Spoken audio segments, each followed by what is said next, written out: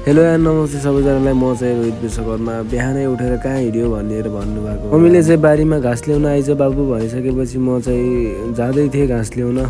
अब नाइ आउँदैन भनेपछि पिटाइ खाइन्छ कि त गाली सुन्नै पर्छ। त्योभन्दा बरु गयो। जति आमा बुबाले भनेको मानिन्छ नि त्यति आमा बाउको प्यारो भइन्छ अरे के। सबैले अब आफ्नो प्रतिक्रिया छोड्नु होला कमेन्टमा।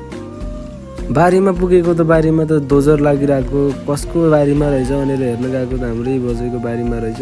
बजैको अहिले चाहिँ भयो, पहिला चाहिँ हाम्रै बारी थियो अरे। बाजेहरूले 1200 कतिमा बेचेको थियो अरे। तर त्यति बेला जग्गा पनि कति सस्तो कि होइन, त्यति बेला 1200। अहिले अरे कति पर्छ कति। दोजर हेरेर काम छैन भनेर म सिधै अब बारीमा आएँ। बारीमा आइसकेपछि घाँसको भारी हालेँ। भारी हालिसकेपछि अब मैले हालेँ भारी चाहिँ हाल्न त, तर त्यो भारी के भयो भन्दाखेरि हेर्नु चाहिँ भारी चाहिँ बाङ्गो भएर लास्टै हरिबिजोग भयो। त्यसपछि बोक्न त होइन, त्यसपछि भारी बाङ्गियो।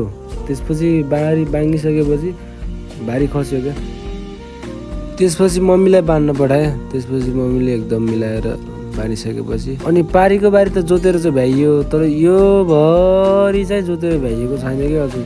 गाह्रो त गाह्रै छ, तर सायद अब दसैँपछि नै हुन्छ होला बारी जोत्ने। अनि फेरि मैले चाहिँ बारी जसो मिलाएर बोकेँ। अनि यस्तो काम चाहिँ कसले गर्नु भएको छ नि, मैले मात्रै गरिरहेको छु कि सबैले यस्तै काम गर्नुहुन्छ। अहिले फेरि गर्मीले यस्तो धौ बनाउँछ नि, घाँस ल्याउँदै यस्तो गर्मी हुन्छ नि, झन् त्यो बिजाउनाले यस्तो लास्टै गाह्रो क्या।